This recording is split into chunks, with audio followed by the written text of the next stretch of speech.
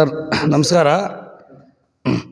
ದಾವಣಗೆರೆ ಜಿಲ್ಲಾ ಹೊನ್ನಾಳಿ ತಾಲೂಕು ಕುಳಗಟ್ಟೆ ಗ್ರಾಮದ ಎಂ.ಆರ್. ಹನುಮಂತಪ್ಪ ಸಣ್ಣ ರುದ್ರಪ್ಪ ಆದ ನಾನು ಕೃಷಿ ಪತ್ತಿನ ಸಹಕಾರ ಸಂಘ ಕೆಸಿಂಕೆರೆ ಅಲ್ಲಿ ನಿರ್ದೇಶಕರ ಚುನಾವಣೆಯಲ್ಲಿ ನಾನು ಸ್ಪರ್ಧೆ ಮಾಡಿ ನಾನು ನಿರ್ದೇಶಕರನಾಗಿ ಹಾಗೂ ಅಧ್ಯಕ್ಷನಾಗಿ ಅವಿರೋಧವಾಗಿ ಆಯ್ಕೆಯಾಗಿದ್ದೇನೆ.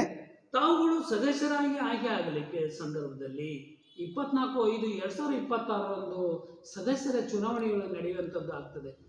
ಆ ಚುನಾವಣೆ ನಡೆಯುವ ಮತ ಹಾಕಿದಂಥ ರೈತಾಪಿ ವರ್ಗದವರಿಗೆ, ಯಾಕಂದರೆ ತಾವು 98 ಮತಗಳನ್ನು ಪಡೆದುಕೊಂಡು ಸದಸ್ಯರಾಗಿ ಆಯ್ಕೆಯಾಗಿದೆ ಅಂತ ಕೂಡ ನಾನು ಕೇಳಿದ್ದೆ. ಅವರಿಗೆ ಒಂದು ಧನ್ಯವಾದಗಳನ್ನು ತಿಳಿಸುವಂಥ ಕೆಲಸ ತಾವುಗಳು ಮಾಡ್ಬೋದಾ ಹೇಗೆ ಅಂತ? ಸರ್, ಕೃಷಿ ಪತ್ತಿನ ಸಹಕಾರ ಸಂಘದ ಚುನಾವಣೆ 24/5/26 ಚುನಾವಣೆ ನಡೆಯಿತು. ನಡೆದಾಗ ರೈತಾಪಿ ಮಿತ್ರರು ನನಗೆ ಮತದಾನ ಕೊಟ್ಟು 98 ಮತಗಳ ಲೀಡಿಂದ ನನಗೆ ಮತ ನೀಡಿ ಜಯಶೀಲರನ್ನಾಗಿ ಆಯ್ಕೆ ಮಾಡಿದ್ದಾರೆ. ಅವರಿಗೆ ತುಂಬ ಹೃದಯದ ಧನ್ಯವಾದಗಳನ್ನು ಸಲ್ಲಿಸುತ್ತೇನೆ. ತಾವುಗಳು 6/6/2026 ತಮ್ಮ ಅಧ್ಯಕ್ಷರಿಗಾಗಿ ಚುನಾವಣೆ ನಡೆಯುವಂಥದ್ದು ಆಗುತ್ತೆ ಸರ್. ಆ ಚುನಾವಣೆ ಪ್ರಕ್ರಿಯೆ, ಚುನಾವಣೆ ಆಗುವಂಥದ್ದು ಆಗ್ತದೋ, ಅವಿರೋಧವಾಗಿ ಆಯ್ಕೆ ಮಾಡುವಂಥದ್ದು ಆಗ್ತದೋ, ಅದರ ಬಗ್ಗೆ ಮಾಹಿತಿ ಕೊಡ್ಬೋದು ಹೇಗೆ ತಾವು? ಸರ್, 6/6/26 ಅಧ್ಯಕ್ಷ ಉಪಾಧ್ಯಕ್ಷ ಚುನಾವಣೆ ನಿಗದಿಪಡಿಸಿದ ದಿನಾಂಕದಂದು ನಾವು ನಾಮಿನೇಷನ್ ಸಲ್ಲಿಸಿದ್ದೇನೆ. ತದನಂತರ ಬೇರೆ ಯಾವುದೇ ಅರ್ಜಿಗಳು ಬರದ ಕಾರಣ ಸಮಯದ ಅವಧಿ ಒಳಗೆ ಚುನಾವಣಾಧಿಕಾರಿಗಳು ನನ್ನನ್ನು ಅವಿರೋಧವಾಗಿ ಆಯ್ಕೆ ಮಾಡಿದ್ದಾರೆ.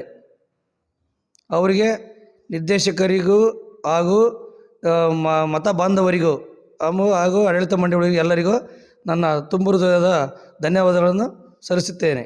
ತಾವುಗಳು ನೂತನವಾಗಿ ಅಧ್ಯಕ್ಷಗಳು ಆಯ್ಕೆ ಆಗುವಂಥದ್ದು ಆಗಿದೆ ಸರ್. ನಾವು ಕೂಡ ABC ನ್ಯೂಸ್ ವತಿಯಿಂದ ಕಂಗ್ರಾಚುಲೇಷನ್ ಹೇಳುತ್ತಾ, ರೈತಾಪಿ ವರ್ಗದವರಿಗೆ ಈ ಸಾಲಗಳನ್ನು ಯಾವ್ಯಾವ ರೀತಿ ಕೊಡಿಸುವಂಥದ್ದು ಮಾಡ್ಬೋದು ತಾವುಗಳು ಅಂತ? ಸರ್, ರೈತರಿಗೆ ಈಗ 0% ರಿಯಾಯಿತಿ ದರದಲ್ಲಿ 3 ಲಕ್ಷದವರೆಗೆ ಅಲ್ಪಾವಧಿ ದೀರ್ಘಾವಧಿ ಸಾಲ ಕೊಡುವ ಅವಕಾಶಗಳು ಇವೆ. ಅವರಿಗೆ ನಾವು ಕೊಡಿಸೋದರ ಮುಖಾಂತರ ಅವನಿಗೆ ಪ್ರಯತ್ನ ಮಾಡುತ್ತೇನೆ. ಕೆಲವೊಂದು ಗೊಬ್ಬರ ಕೊಡಿಸುವಂಥ ಬೇರೆ ಬೇರೆ ಕಡೆ ಹೋಗಿ ಗೊಬ್ಬರವನ್ನು ತರಲಿಕ್ಕೆ ರೈತಾಪಿ ವರ್ಗದವರಿಗೆ ಕಷ್ಟ ಆಗ್ತದೆ ಅಂತ. ಅಂದರೆ ಟ್ರ್ಯಾಕ್ಟರ್ ಇರ್ತದೆ, ತೆಗೆದುಕೊಳ್ಳುವಂಥದ್ದು ಬೇರೆ ಕಡೆಯಿಂದ ಸಾಸೋಳಿಗೋ ಎಲ್ಲಿ ಹೋಗಿ ಹೊನ್ನಾಳಿಗೋ ತರುವಂಥದ್ದು ಆಗ್ತದೆ. ಆದರೆ ಖರ್ಚು ವೆಚ್ಚ ಅವರಿಗೆ ತುಂಬ ರೈತಾಪಿ ವರ್ಗದಲ್ಲಿ ಬರುವಂಥದ್ದು ಆಗ್ತದೆ. ನಿಮ್ಮ ಸೊಸೈಟಿಯಿಂದ ಗೊಬ್ಬರ ಕೊಡಿಸುವಂಥದ್ದು ಯಾಕೆ ನಿಮ್ಮ ಅಧ್ಯಕ್ಷರ ಅವಧಿಯಲ್ಲಿ ಮಾಡ್ಬೋದು ಅಂತ ಹೇಳಿ?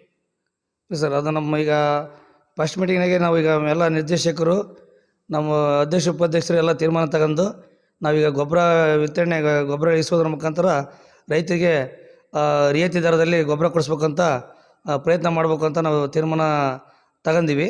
ಅದು ಮಾಡ್ತೀವಿ. ಅದು ರೇಷನ್ನನ್ನು ಕೊಡುವಂಥದ್ದು, ಆಹಾರ ಧಾನ್ಯಗಳನ್ನು ರೈತಾಪಿ BPL ಕಾರ್ಡ್ ಹೋಲ್ಡರ್ಸ್ಗೆ ಕೊಡುವಂಥದ್ದು ನಿಮ್ಮ ಸೊಸೈಟಿಯಲ್ಲಿ ಮಾಡುವಂಥದ್ದು ಮಾಡ್ತಾ ಇದ್ದಾರೆ ಹೇಗೆ ಅಂತ?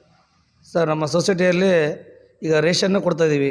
ಈಗ ಅಂತ್ಯೋದಯ, BPL ಕಾರ್ಡು ಇದ್ದರಿಗೆ ಎಲ್ಲರಿಗೂ ಸಹ ಅವರ ಗ್ರಾಮ ಪಂಚಾಯತಿಗೆ ಹೋಗಿ ಅವ್ರಿಗೆ ಎಲ್ಲರಿಗೂ ಈ ಕೆಲವರಿಗೆ ಫೋನ್ ಕರೆ ಮುಖಾಂತರ ಕರೆಸಿ ಪ್ರತಿಯೊಬ್ಬರಿಗೂ ಅವರಿಗೆ ರೇಷನ್ ವಿತರಣೆ ಮಾಡ್ತೇವೆ.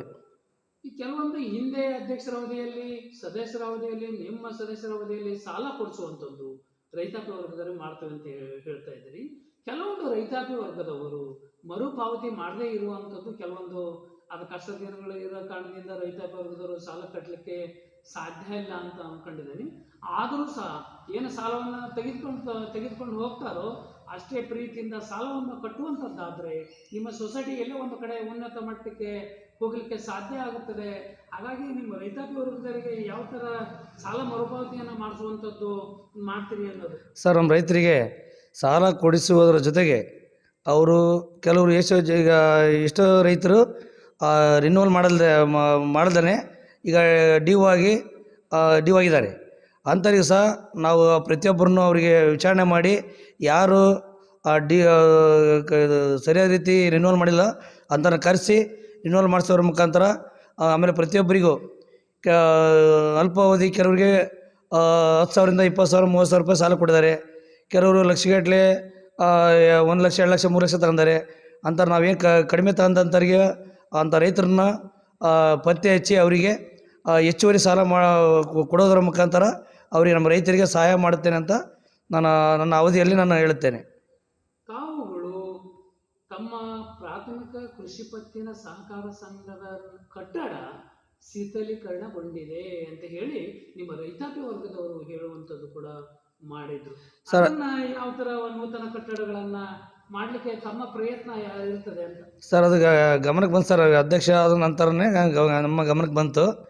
ಈಗ ನಾವು ನಿರ್ದೇಶಕರು ನಮ್ಮ ಅಧ್ಯಕ್ಷ ಉಪಾಧ್ಯಕ್ಷ ಎಲ್ಲ ಸೇರ್ಕೊಂಡು ತೀರ್ಮಾನ ತಗೊಂಡು ಅದೊಂದು ನಾವು ನಮ್ಮ DC ಬ್ಯಾಂಕ್ ನಿರ್ದೇಶಕರಾದ DG ಅವರು ಸುರೇಂದ್ರ ಗೌಡರು ಅವರಿಗೆ ಗಮನಕ್ಕೆ ತಂದೀವಿ. ತದನಂತರ ನಮ್ಮ ಅವಳಿ ತಾಲೂಕಿನ ಶಾಸಕರಾದ ನಮ್ಮ DG ಶಾಂತಗೌಡರಿದ್ದಾರೆ, ಅವ್ರ ಗಮನಕ್ಕೆ ತಗೊಂಬಂದು ನಮ್ಮ ಈಗ ಫಸ್ಟ್ ಮೀಟಿಂಗ್ನಾಗೆ ಒಂದು ರಿಸರ್ವೇಷನ್ ಮಾಡಿ ಅದನ್ನ ಮ್ಯಾಟ್ರ್ ಇದು ವಿಚಾರ ಮೆಮೊ ತಗೊಂಡೋಗಿ ನಾವು MLA ಇರ್ಬೋದು, ನಮ್ಮ ನಿರ್ದೇಶಕರು DG ಸುರೇಂದ್ರ ಗೌಡರಿಗಿರ್ಬೋದು, ಅವ್ರ ಮುಖಾಂತರ ಅನುದಾನ ತಗೊಂಬಂದು ನಾವೊಂದು ಶಂಕುಸ್ಥಾಪನೆ ಅವ್ರ ಅವಧಿಯಲ್ಲಿ ಮಾಡ್ಬೇಕಂತೇಳಿ ನಾವು ತೀರ್ಮಾನ ತಗೊಂಡಿವಿ. ಅದು ಮಾಡ್ತೀವಿ. ಕೊನೆಯದಾಗಿ ರೈತಾಪಿ ವರ್ಗದವರಿಗೆ ಏನೇನು ಹೇಳಲಿಕ್ಕೆ ಬಯಸ್ತೀರಿ ಸರ್? ರೈತಾಪಿ ವರ್ಗದವರಿಗೆ ಅವರ ಸೇವೆ ಮಾಡೋಕ್ಕೆ ನಾವು ಸದಾ ಸಿದ್ಧನಾಗಿರ್ತೇನೆ.